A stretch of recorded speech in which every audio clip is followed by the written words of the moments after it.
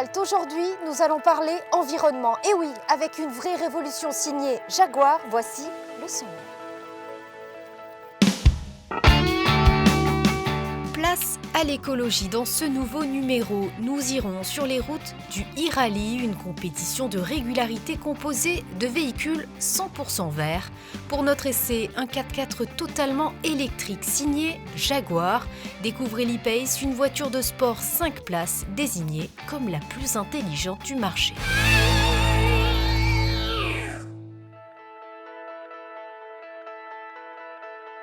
Aujourd'hui, à l'essai, le e-Pace de chez Jaguar 100% électrique. Ça doit vous parler, ça, quand même. Un essai pas mal. J'ai même fait des épreuves du rallye de Monte-Carlo avec une électrique.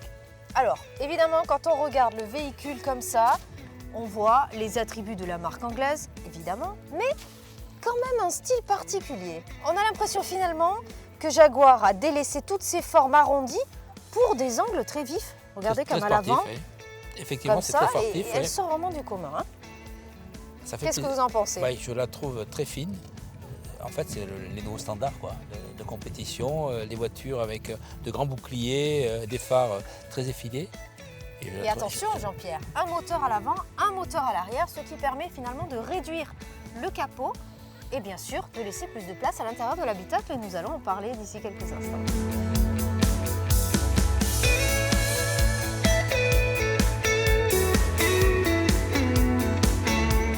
Jean-Pierre, des accélérations et des reprises très franches et même surprenantes dues évidemment au moteur électrique, mais surtout signé Jaguar. Parlons de l'autonomie. Entre 350 et 400, si je ne me trompe pas, kilomètres, c'est plutôt pas mal. C'est pas mal, surtout dans des conditions normales. Par contre, il est clair que si on va sur des terrains accidentés comme le Turini ou dans n'importe quelle montagne, au hasard le Turini. Ou le Turini, puisqu'on est dans la région, il est clair que les 200-250 pourront être envisagés uniquement. Alors, testons ce véhicule. On en parle en détail d'ici quelques minutes. Avec plaisir.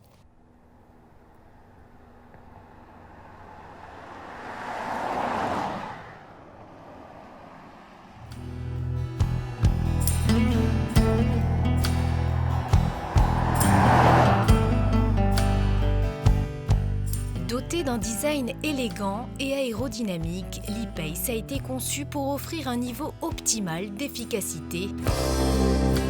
Le 4x4 fend l'air pour une autonomie et une stabilité maximale. Sa ligne de caisse est fluide grâce à sa prise d'air sur le capot et son pare-choc arrière caractéristique. Avec ses fonctions tactiles et ses lignes dégagées, le design intérieur est épuré et bien organisé. L'absence du moteur thermique permet de gagner davantage en surface afin de profiter d'un niveau de confort optimal.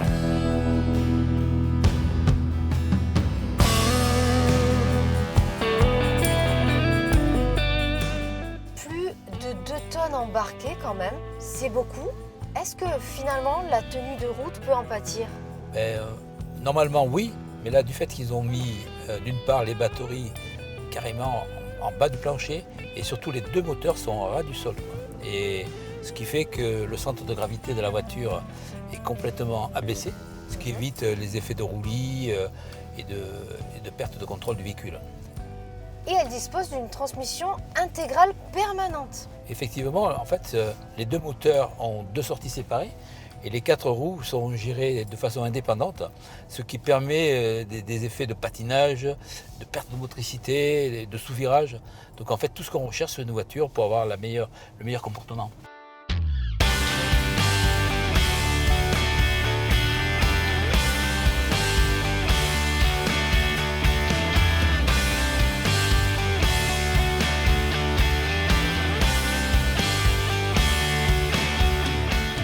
Les 400 chevaux gomment les quelques 2 tonnes du félin. Malgré sa masse, l'e-Pace offre un comportement étonnamment tranchant grâce à sa répartition des masses parfaites de 50-50.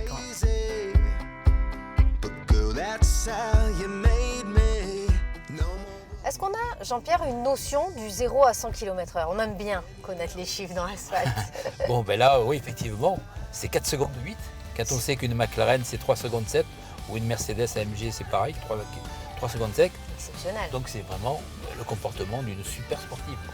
Et surtout en plus avec l'effet du fait que c'est un moteur électrique, Oui, il y a un effet de couple immédiat, ce qui fait qu'on a l'accélération franche. une accélération très franche, quoi. Et ça c'est vraiment fabuleux, quoi. Empty, fill it up 'cause sometimes enough's enough. It's what everybody wants. Jean-Pierre, le gros souci finalement des voitures électriques aujourd'hui, on en parle beaucoup, il s'agit évidemment de la batterie. Alors d'une part, la garantie de batterie et d'autre part, la recharge Ouais, effectivement, malheureusement c'est toujours ce problème-là qui est évoqué. qui est évoqué c'est sûr. quand on fait des essais de voitures électriques. Pour avoir roulé, qui a fait beaucoup de kilomètres, c'est vrai que c'est un vrai problème, quoi. Là, typiquement, Jaguar fait quand même de très gros efforts avec des nouvelles batteries. Oui.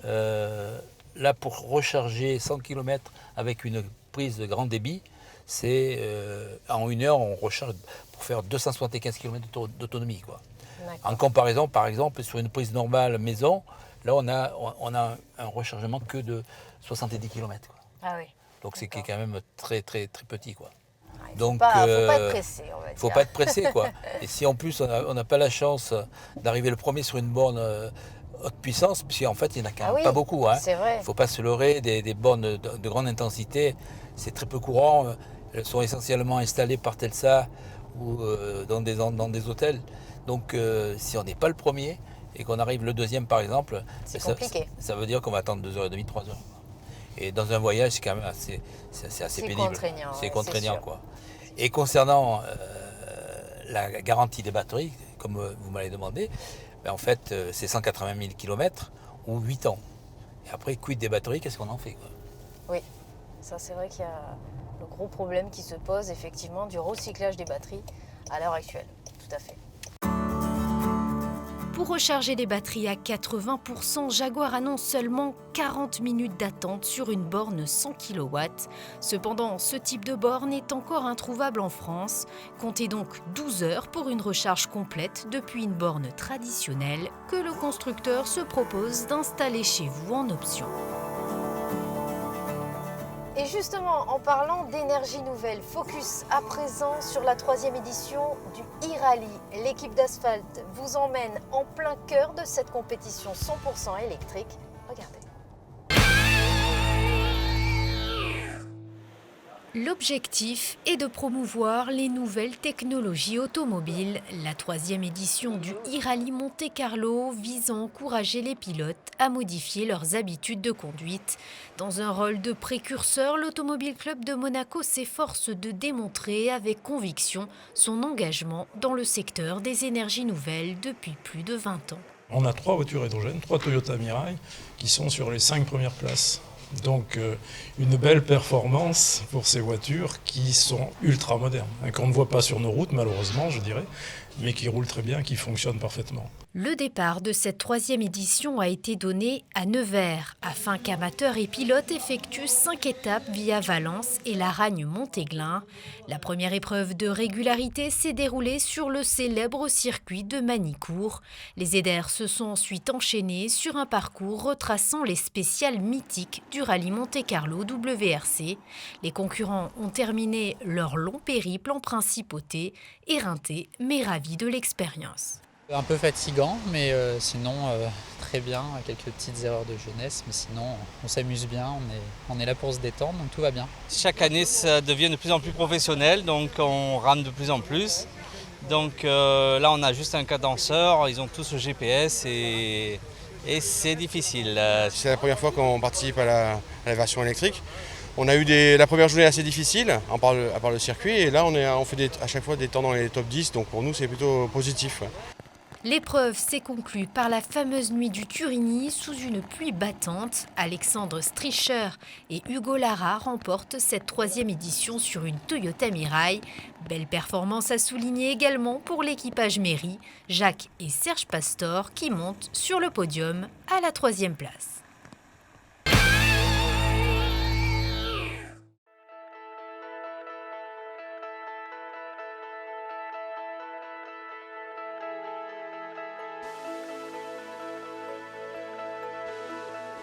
Le e-Pace finalement est-il convaincant et finalement crédible sur le marché des 100% électriques, Jean-Pierre? Vous qui êtes un expert de l'électrique. J'ai essayé la plupart du haut niveau oui, des justement. voitures électriques. Pour moi, elle est carrément au niveau de la... On va citer la concurrente, c'est la Ouais. Tesla. Ah, vraiment? Ah oui, tout à fait. On peut les que aligner. ce soit en accélération, en comportement routier. Et même, je la trouve un peu plus facile à conduire parce que les volumes sont un peu moins importants. Donc, ce qui D'accord. permet de faciliter un peu plus le pilotage en dehors des autoroutes. Et sinon, le reste, on retrouve toute la qualité des produits de chez Jaguar, Ouais. des cuirs formidables. L'intérieur fait Intérieur penser bien fait- sûr au F-Pace, hein, Bien évidemment. sûr.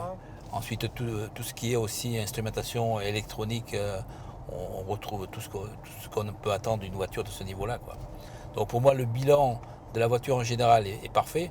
Bon, maintenant, il reste toujours la problématique de l'électrique avec Ouais.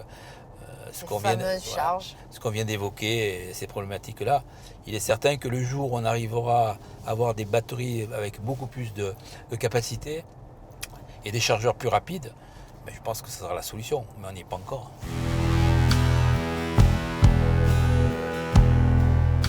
Portant la marque de fabrique Jaguar dans ses moindres détails, l'e-Pace est une voiture conçue pour les amateurs de conduite. Ses moteurs électriques et sa répartition du poids presque parfaite lui confèrent une agilité digne des voitures de sport.